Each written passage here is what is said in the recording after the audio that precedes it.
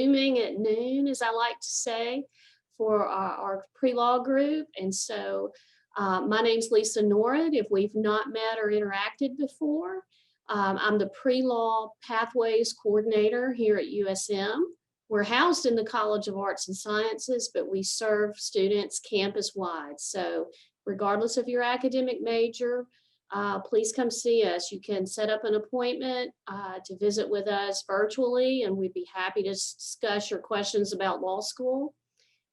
We have Jennifer O'Connor joining us today, and we are just thrilled because Jennifer is going to share with you valuable information about LSAC, as well as, how to apply to law school. You might have some questions that you need answers to get started. And so we want you to feel comfortable. We want you to be well prepared, well armed to move forward with your law school plans.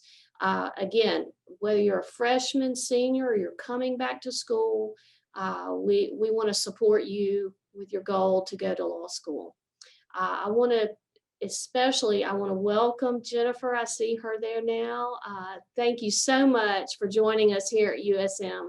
We've got some incredible students. I just got great news yesterday that a student I'd been working with for several months just got accepted to Ole Miss Law School and got a great scholarship. So that started my week off in a great way. And that's what we like to see. We want that outcome for all of our students. Jolie Sellers is here. I know Jolie stepped in a few moments ago and said a few words. So Jolie, thank you for being here. Jolie, for students on the Gulf Park campus, and really on the Hattiesburg campus as well, if you ever need assistance with pre-law, and in the advisement center down there, Jolie is critical. So please reach out to her. You have lots of support here on campus, and many different ways and resources to get information. So I'm going to turn it over now to Jennifer because I'm excited to hear what she has to say. I'm here to learn as well, and I know it can only help me do my job better. So Jennifer, I'm going to turn the floor over to you. And please let us know if you have any questions. Great. Thank you so much, Lisa, for the warm introduction. Hi, everyone. My name is Jennifer O'Connor. I am an LSAC ambassador, and like many of you, I was once in your shoes as an aspiring law degree seeker. So again, I'm going to tie some of my experience into my presentation as well. And it's nice to be with you virtually. I did take a virtual tour of both campuses so I could acclimate myself and visualize that I was in Mississippi right now instead of Southern New Jersey. So it's nice to be with you. And today I'm going to talk about our Credential Assembly Service, which you'll use to apply to many law schools. So here's just a roadmap. I'm going to start off again to talking about your journey and how you should use self-reflection when you're going through this process, in addition to the other resources that we have at LSAC, the Credential Assembly Service, the law school application process, and then finally the LSAC fee waiver program. So this is just an infographic that I like to start off with because it gives a good timeline of what each process that you're going to have to go through before you get to law school. So again, the first step is you're going to want to create your LSAC account. Secondly, you're going to want to prepare for the LSAT. Third, you're going to want to register to take the LSAT. 4, research law schools and application deadlines and keep those in mind as you're working through your applications. It's a great resource to attend an LSAC forum or any of the law school events that go on throughout the year to get a better feel of each school, what they represent and what programs they have to offer. And then you're going to want to register again for the Credential Assembly Service and complete applications. And then you're going to be able to track each of your process through your LSAC account, which is a great resource. So this infographic is available on lsac.org. You can find it under the Choosing Law School tab.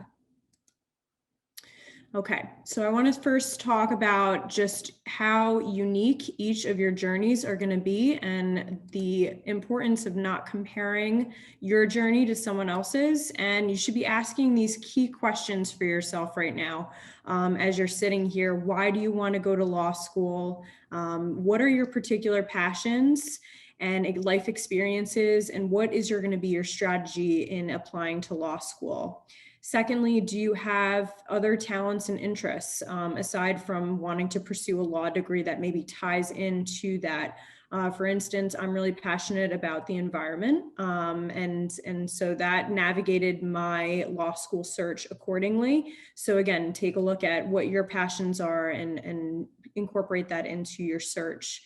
And then lastly, what are your career and professional goals? That's going to be a really big, important step for you to choose the right school for you. You want to make sure that they have program, internships, and externship opportunities that align with your future career goals. But I will tell you to keep an open mind because those career and professional goals can change throughout your journey. So be an open-minded person when it comes to that.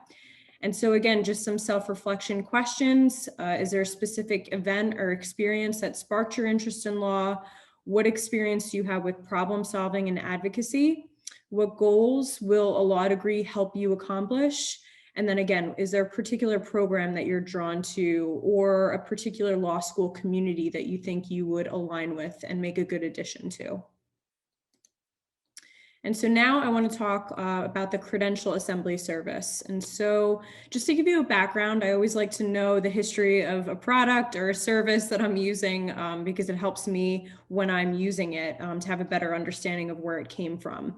And so this is going to simplify your law school application process. So prior to CAS, law schools would end up with a big stack of papers. And then conversely, the student would have to compile all of their paperwork and then send it in the mail. So LSAC streamlined the process, not only to make it efficient for law school professionals, but also to you as well. So with CAS, your transcripts, your letters of recommendation, and any other documents that are applicable to the application itself will be sent at one time through LSAC to each individual law school electronically. And so all ABA approved law school applications are available electronically through your CAS account, saving you again time and a lot of effort. And also LSAC will combine these documents with your LSAT score and then forward a full report to all of the schools in which you're applying to. So again, most American Bar Association ABA approved law schools and many others require that JD applicants use the Credential Assembly Service.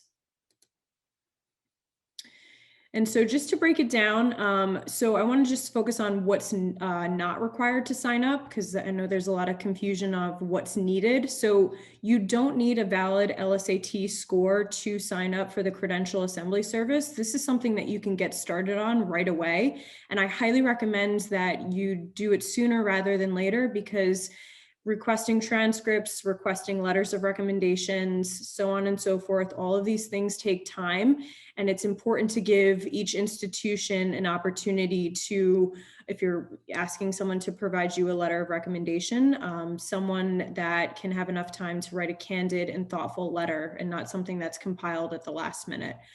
So again, do this sooner rather than later. You don't need to have an application started to sign up, and you don't have to pay the fee right away. So just keep all these in mind. What is required is an lsac.org account, which is really simple to sign up. It just asks basic information such as your name, address, email address, so on and so forth. So just keep that in mind. And then this is the account breakdown. So your account is active for 5 years, which is great. So it gives you the leeway to get started a little bit ahead of time. And if you're a student that wants to take a couple gap years in between undergrad and law school, this is a great opportunity to keep that account active and have your things stored through our database. And so it includes your transcript summarization, your creation of each law school report that again will be submitted electronically to each law school that you're applying to, processing your letter of recommendations, and then finally your electronic application processing. So steps to get started, I want to just emphasize that you can complete any of these steps in whichever order works best for you, but you must complete all of them before a report will be sent to the law school. So just keep that in mind. So again, you're going to want to create, a great first step is to create that lsac.org account, take the LSAT, provide information about schools that you've attended and start gathering transcript information. And then again, send all required undergrad, graduate, professional, and law school transcripts, and then the letters of recommendation.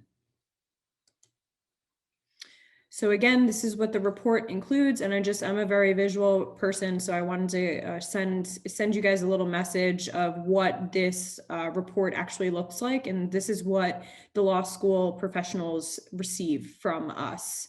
And again, this report includes the academic summary, your LSAT score, whether you have an absentee or a cancellation for the LSAT, reports of misconduct, letters of recommendation, and then a prior matriculation if you are a transfer student that was already matriculated in a previous law school. They'll see that on this report as well. And then again, just a section breakdown. This is the background information. You can see the institutions that the student has attended and some other background information. And then this is the transcript analysis section. Again, so it'll break down your undergraduate GPA. That's another big misconception. It's just focusing on your undergraduate GPA, and we base it on a 4.0 grading scale. So this is just a snapshot of what that process looks like. And then finally, the summary section. This is going to show any misconduct, and then a summary of letters of recommendation, so on and so forth. And so that's the streamlined process. And then just to discuss costs and fees briefly. So the CAS fee is $195, and then each individual law school report is $45.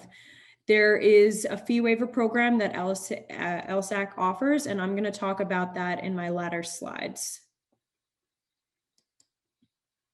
So when will a school receive your CAS report? This is really important. It's going to receive it when all of your transcripts are received and your letters of recommendations are assigned to each individual school. And I want to highlight that each law school, I know that applications can look very similar, but they do vary. So just please be sure to pay attention to individual details and also to reflect those individual details on each item of your law school application. So for instance, if you're writing a personal statement and you're interested in going to Ole Miss Law School, make sure that if you mention the law school, it reflects it in that. And if you're applying to another law school such as NYU, make sure you're changing the school name. That's a really big common issue that law school professionals come across. So just be aware of that and have a high emphasis on detail. It's important. Next, let's talk about the law school application process. And again, I know I just mentioned this, but again, read every application carefully. The directions will and likely will vary. So just pay close attention, but this just gives you a generalization of what each law school application is going to be looking for. So again, your official transcripts from the schools that you've have college credits from.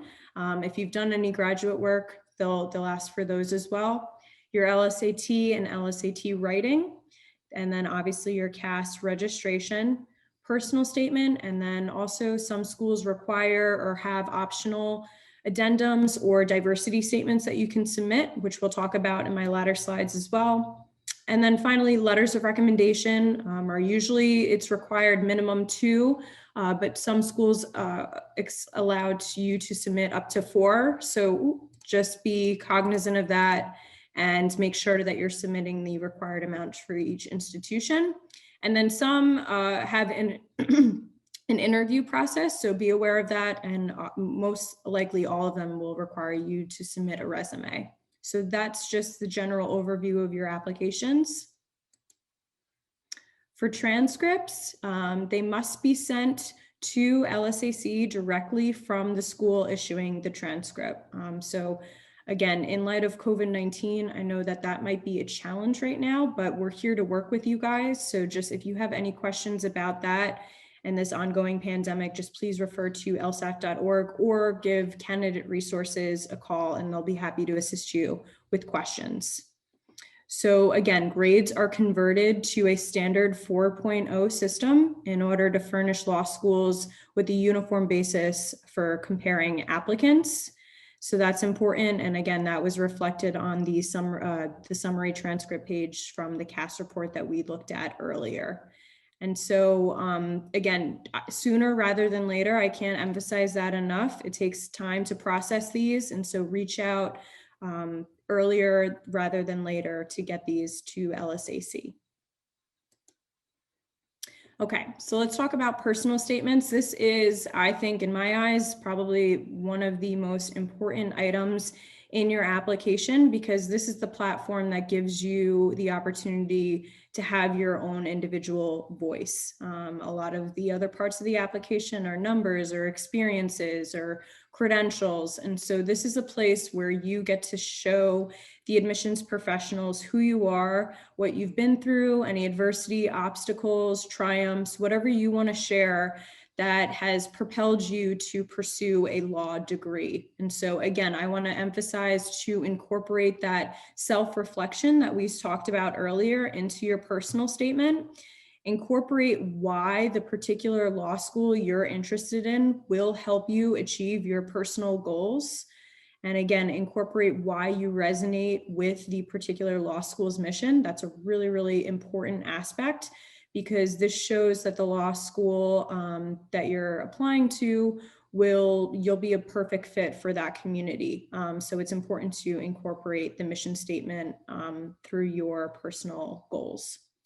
And again, I just want to emphasize, don't hold back, be open, honest as much as you're comfortable. There's a limited amount of people that will be reading this. And so it's important to be who you are and not be afraid to tell your story.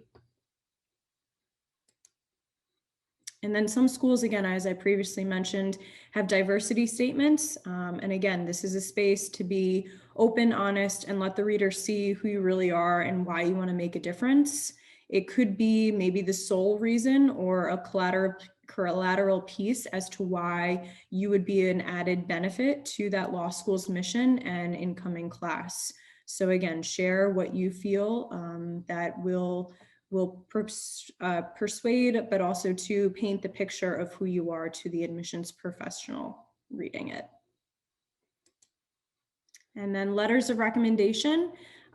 This is a very, very important aspect of your application as well, because it takes someone to write a candid and thorough personal analysis of who you are, either academically or in the workplace, whomever you choose to get a letter of recommendation from. Again, please give the recommender plenty of time to write a thorough, personal, and candid letter on your behalf. And the best practice is to try to get a letter from a professor that you've taken a class with, or maybe an academic advisor that can speak to your academic ability within the classroom and on campus.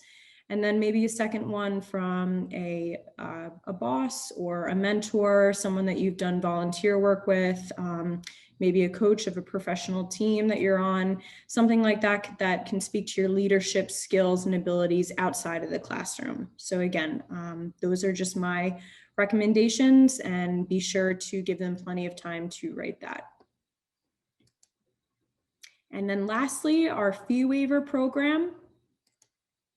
So the eligibility for LSAC fee waivers is inability or difficult financial situation to pay for either the LSAT or the Credential assembly service. And so I want to direct your attention to the slide on the left-hand side. These are the fees that are incorporated with this process. And then you'll see on the right-hand side what the LSAC fee waiver program includes. So again, it's a really great program, a total savings of over $1,009. So if you think that you would be qualified for this program, I highly recommend that you submit an application. You have everything to gain and nothing to lose. This is a common question that's asked, is there a specific number of that we look at and determine whether or not a person is able to qualify for this program? There's not. Decisions are made on a case-by-case individualized basis. So again, everything to gain and nothing to lose with submitting this application. And the process is you're going to want to sign up with your LSAC account. You'll enter required income information, and then there's going to be a conditional approval process. And then if for any reason you're not approved, there's an appeal process that you can go through. So it's a really great benefit. So I want to talk a little bit about the application process. This is a screenshot from our website. So to see more information, just please go to lsac.org. I'm going to briefly explain this. So as I said, candidates should complete the fee waiver application at least 6 weeks before the LSAT administration registration deadline. So for whatever LSAT administration that you're registering for, you're going to want to do this at least 6 weeks in advance. And when you click on the LSAT registration link, it'll list the assistance deadline and then the fee waiver deadline in that time frame. So you'll know, and it's different obviously for each individual test. And again, approval is based on absolute inability to pay for either the LSAT or the Credential assembly service. And supporting documentation, they'll need, again, to fill out that fee waiver application and then provide supporting tax documentation and income documentation requested by LSAC. And the approval process, again, this is another screenshot from our website. To see more information on this, just please go to lsac.org, and I'm going to briefly explain this one as well. So your LSAC file is going to be on hold until the final approval of your fee waiver application. This hold on your LSAC file will not prevent you from taking the LSAT. So you'll still be able to take the exam. Your LSAT score will be held until the final review of your fee waiver application. And once you're approved, the hold will be removed from your LSAC file and your score will be released. If for any reason you're not approved, the hold is going to remain on your LSAC file, and then you will be billed for the services that you registered for through lsac.org. And again, additionally, you're going to have an opportunity, if you are not approved, to appeal the decision. And to briefly explain the appeal process, if you're not initially approved, you can choose to complete this appeal process within 45 days and submit the extra required documentation that's being asked of you. You then will receive a conditional approval for a fee waiver until the appeal process is completed. If the appeal is denied, the candidate will be billed again for those required costs in which you registered for on lsac.org. And it typically takes about 2 weeks for the appeals committee to review the documents and make a recommendation. So just keep that in mind. And as soon as a decision is available, you'll be notified via email. And with that, just some concluding thoughts. As I said in the beginning, as a law school graduate myself, I've been in your shoes, and I just want to remind you guys throughout this whole entire process from, beginning the LSAT journey all the way through law school until you graduate law school, your mindset is very, very important. And you wouldn't be in this position if you couldn't achieve this journey. The ambassador team is here to help you guys along the way. So any questions, comments, concerns, or future presentations, we're here to help you. And our mission is to ensure that everyone has a seat at the table and not just a select few. So whatever we can do to help assist in creating that reality, we're happy to do so. And with that, I want to again thank you, Lisa and Jolie, for inviting me today. Really, really happy that I had the opportunity to speak with you all. Thank you, Jennifer. I had one question, but I don't want to jump in front of any of our students. Students or other participants, do any of you have any questions for Jennifer? Okay, I'm hearing silence, so and it's a quiet silence. So that's okay. That's okay. I'll ask. One, are partial fee waivers given? I know if you're submitting tax documents, I guess this is an income-driven decision and based on one's ability to pay. So do you know? I mean, and I don't know what the ranges are, or what the you know, kind of the criteria are. But do you know if there's a partial fee waiver in any way? No, so it's just a complete package. And again, there's no number. It's made each on a case-by-case basis, and we have a full committee dedicated to reviewing applications and reading all of the entities required, and then making a decision based on that individual person and their circumstances. So again, I really highly emphasize, if you think you would be able to qualify for that, just submit it. It takes a little bit of time, but again, you have everything to gain, and it's a huge opportunity and a lot of resources. I certainly agree. It sounds like, I mean, I'll be strongly encouraging my students to explore that and to allow sufficient time in their timeline to apply for this fee waiver. Also, on a few slides ago, I noticed the LSAC Prep Plus. Can you talk a little bit about that and share with us what that is? Yes, absolutely. So we, in addition to our collaboration with Khan Academy for LSAT Prep, we have, I think we started it's a year now. Our 1-year anniversary is coming up for Law Hub, which is our official LSAT prep tests. So we have 2 platforms, subscriptions for that. And that is Prep, which is 4 free exams, 3 of them full-length LSAT exams. And then we just added the May 2020 LSAC Flex to that account. And so you'll have access through those 4 exams through your lsac.org account. So you can just type in the search bar Law Hub, and you'll see that information. And then we also have the Prep Plus subscription, which is a $99 1-year subscription.